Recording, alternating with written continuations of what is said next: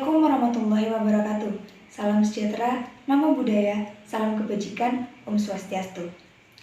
Halo semuanya, saya Zidane Nabila Bilqis Julitasari, salah satu mahasiswa dari Prodi Sastra Indonesia Fakultas Ilmu Budaya Universitas Jember, akan menceritakan kepada kalian salah satu cerita rakyat yang berasal dari Pulau Bali.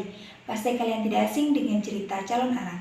Seperti halnya kita tahu, dongeng Calon Arang telah tersebar luas ke seluruh Indonesia.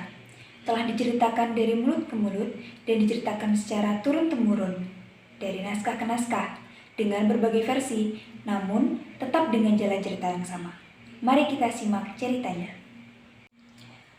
Kala itu, Daha merupakan negeri yang megah dan makmur, kini bernama Kediri. Hasil pertaniannya selalu baik, keamanan negerinya terjaga, dan seperti yang dijabarkan pada bagian awal, setiap orang berbahagia. Daha diperintah oleh seorang raja yang bijaksana dan disegani oleh semua orang. Raja tersebut bernama Erlangga. Namun, tak jauh dari istana, terdapat sebuah dusun, di mana dusun tersebut tinggal seorang janda yang begitu ditakuti semua orang. Begitu pula, orang selalu takut mendengar desa tersebut. Sebab si janda, bernama Calon Arang, merupakan seorang ahli tenun yang memiliki perangai yang buruk. Ia memiliki banyak murid yang semuanya adalah perempuan. Ia tengah marah, sebab tak seorang pun mau mempersunting putri sematawayangnya Ratna Manggali.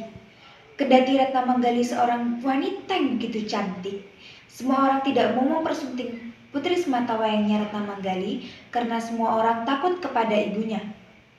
Dimulailah bencana yang mengusik Daha dan sekitarnya. Ribuan orang dikirimi teluh dan dibunuh secara sadis. Penyakit mematikan ditebarkan di mana-mana. Bahkan, darah orang yang dibunuhnya digunakan keramas oleh Calon Arang dan pengikutnya.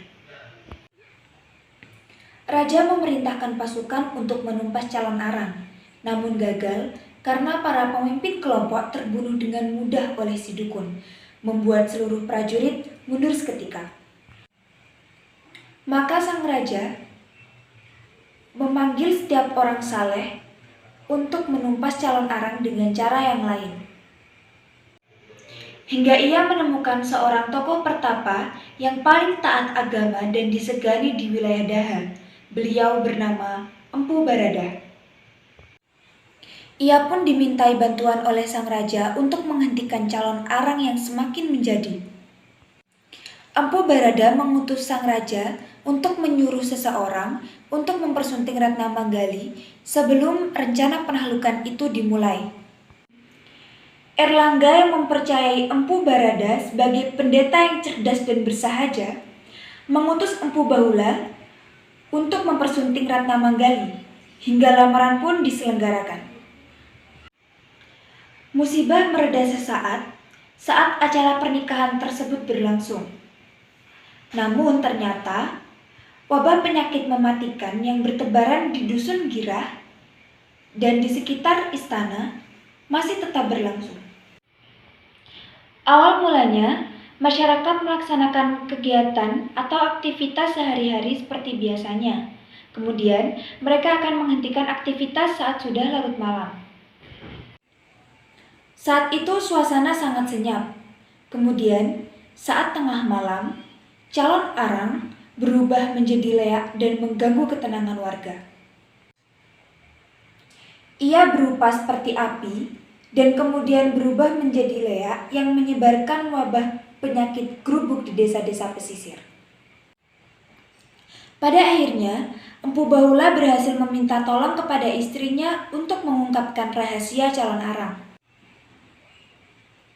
Setelah menemukan rahasia Calon Arang, Empu Barada pergi membunuhnya. Calon Arang berhasil dibunuh. Namun, Empu Barada menghidupkan kembali si penyihir untuk mensucikan jiwanya, sebelum akhirnya dibunuh kembali.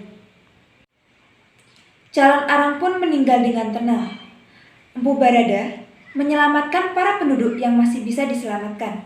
Sejak ia dikalahkan, desa tersebut pun aman dari ancaman ilmu hitam Calon Arang, dan cerita pun selesai. Ada beberapa hal yang dapat kita pelajari dari cerita calon arang ini. Salah satunya adalah, kita sebagai manusia hendaklah memiliki perangai yang baik kepada sesama jika ingin diperlakukan baik pula oleh orang lain. Dan kita sebagai masyarakat Indonesia harus senantiasa melestarikan budaya dan adat istiadat yang telah diwariskan oleh nenek moyang kita. Terima kasih telah menonton dan mendengarkan cerita calon arang ini. Jangan lupa tinggalkan jejak dengan klik like, comment, share, dan subscribe. Terima kasih juga kepada dosen pembimbing saya, Ibu Angel, dan seluruh teman-teman Sastra Indonesia Angkatan 2021. Wassalamualaikum warahmatullahi wabarakatuh.